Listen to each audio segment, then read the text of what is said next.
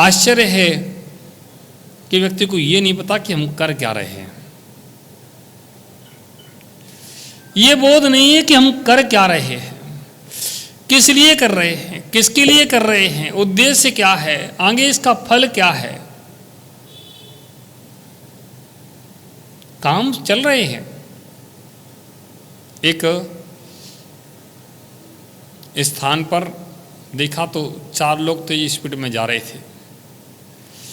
किसी दूसरे ने देखा कि तेज स्पीड में जा रहे, क्या बात है, कोई कारण है, तो वो भी हो सकता है कोई खतरा हो पीछे, तो वो भी उनके साथ हो लिया। कोई और ने देखा तो अरे क्या बात है, बहुत तेज चल रहे हैं, और देखते गए लोग उनके साथ होते गए। अब वो सब के सब चल रहे हैं, सबके सब दौड़ रहे हैं, और किसी को नहीं पता क्यों दौड़ रहे हैं। जो आगे वाले चल रहे थे उनको भी जो पीछे दौड़ के आ रहे थे उनसे उनको लगा पीछे क्यों दौड़ रहे हैं, हो सकता है कोई कारण हो, तो वो भी दौड़ रहे हैं। सबके सब चल रहे हैं, सबके सब दौड़ रहे हैं, जा रहे हैं, भीड़ लग गई। अब किसी से पूछो क्यों दौड़ रहे हो, तो क्या जवाब देगा? आगे वाले से पूछो तो क्या जवाब देगा? कोई आगे वाला नहीं, कोई आगे वाला, कोई पीछे वाला, कोई आगे वाला, कोई पीछे वाला, पीछे वाला आगे हो जाता है, आगे वाला पीछे हो जाता है, और बस दौड़ चल रही है।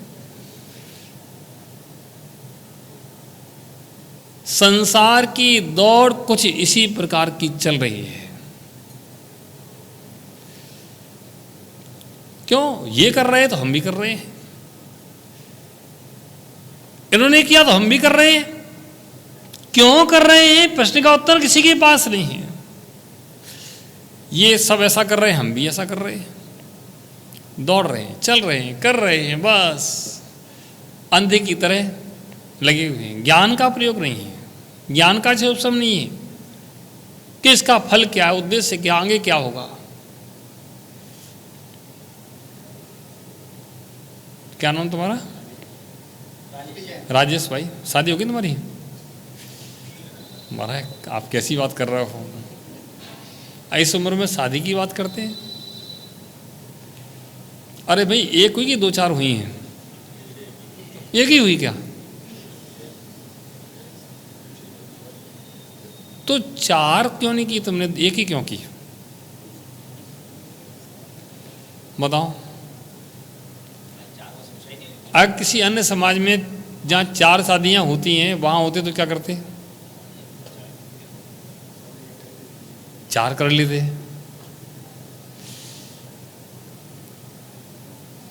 और जहां शादियां नहीं होती ऐसी समाज में जन्म लेते तो शायद नहीं करते। कोई 4 शादी कर लेता है, कोई 1 करता है, कोई 1 भी नहीं करता है। अच्छा ये बताओ शादी तुमने की क्यों?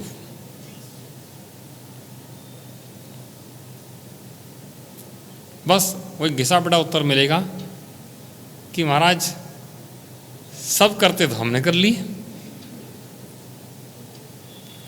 सब करते तो हमने कर ली। दूसरा कोई उत्तर मिलेगा तो महाराज अब इतना बड़ा जीवन है, अकेला तो नहीं करता, 2 तो चाहिए, 2 चाहिए, 4 चाहिए, परिवार बसेगा।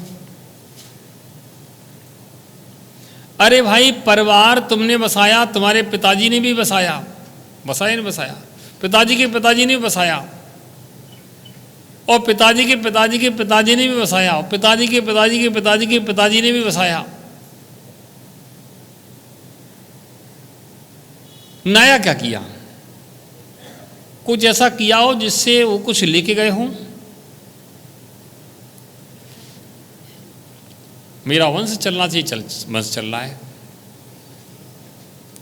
वंश चल रहा है, वंश चलना चाहिए, वंश चल रहा है, लेकिन किसका वंश? और तुम्हारे पिताजी कहाँ हैं इस समय? हैं? किसी दूसरे वंश को चलाने के लिए चले गए।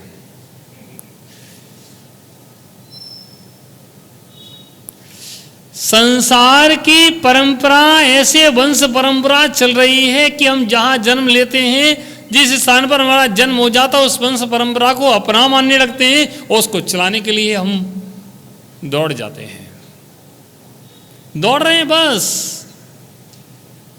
किसी को ये नहीं पता कि हमें ये करना चाहिए कि नहीं करना चाहिए, क्यों करना चाहिए, किस लिए करना चाहिए, उद्देश्य क्या है, धर्म क्या है, क्या क्या है। सब मंदिर में जाते हैं, हम भी जाते हैं, सब द्रव्य चढ़ाते हैं, हम भी चढ़ाते हैं, सब जय बोलते हैं, हम भी बोलते हैं। किसी को पीछे का विषय नहीं पता कि क्यों, कि बचपन से सिखाया गया है ये मेरे भगवान हैं, इसलिए चले जाते हैं। लोग करते हैं इसलिए हम भी कर लेते हैं। प्यारे बंधुओं, जब तक हमारे अंदर ये बुद्धि, हमारा विवेक जागृत नहीं होगा, तर्कणा शक्ति जागृत नहीं होगी, आखिर कर क्यों रहे हैं, इसी करने से होगा क्या। जब होगा क्या ये प्रश्न आता है तब इसका उत्तर मिल सकता है। जब इसका प्रश्न ही नहीं है तो उत्तर कहां से मिलेगा। सब ऐसे माया जाल में उलझे हैं, ऐसे माया जाल में उलझे कि एक के पीछे एक व्यक्ति दौड़ रहा है, एक के पीछे एक दौड़ रहा है, कर रहे हैं, लगे हैं। जिस पिता को पता है कि हम फंसे इतने चक्कर में और हमको इतना दुख उठाना पड़ा, परिवार को पालना पोषण दुनिया भर की व्यवस्थाओं में, वो भी अपने पुत्रों को फंसाना चाहता है कि फंसो बेटा। वो भी ये नहीं कहेगा बेटा तुम मुनि महाराज बन जाना, ये नहीं कहेगा। वो भी कहेगा बेटा तुम भी फंसो, हम कम से मुक्त हों। एक कहीं देखा था मैंने, पढ़ा कहीं किताब पुस्तक में किसी को उदाहरण कि एक बार एक चार मित्र थे, बड़े परेशान थे, रोजगार नहीं था उनके पास। तो किसी महात्मा से मिले तो महात्मा से पूछा कि महात्मा बताओ कोई उपाय।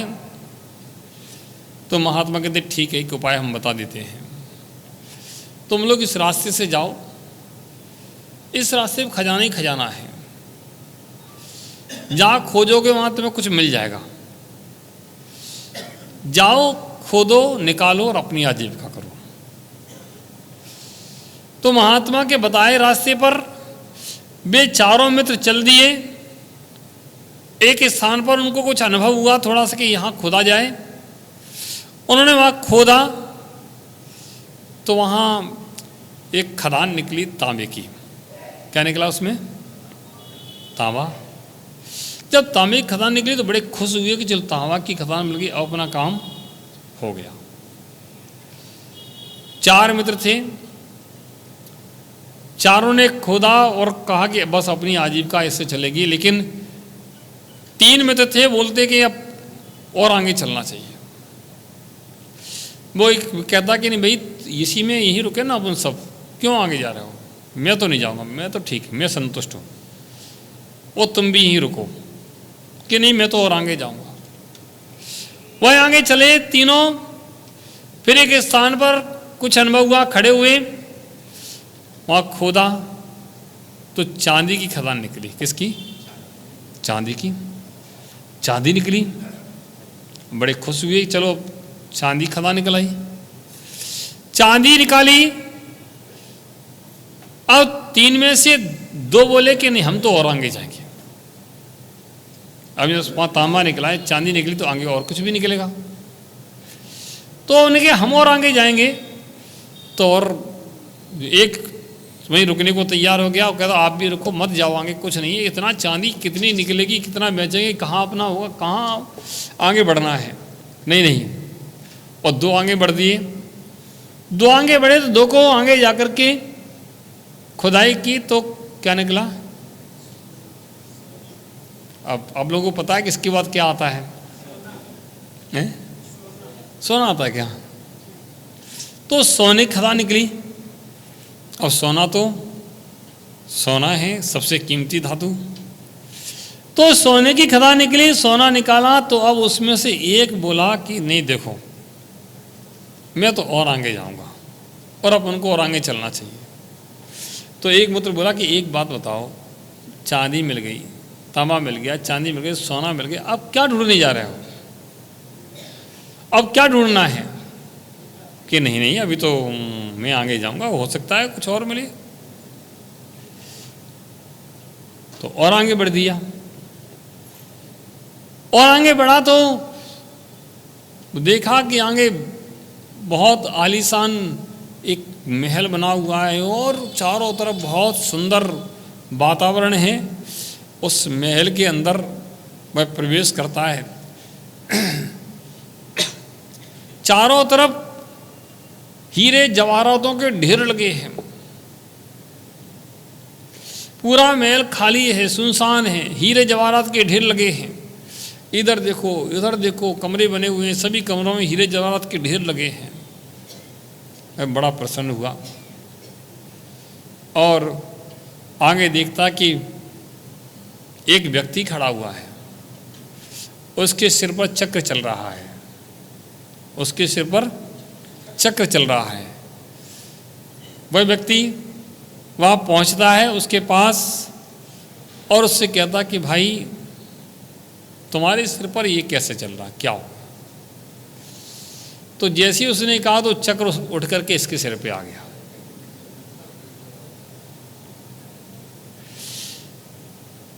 जैसे ही उसने कहा तो उसके सिर पे आ गया।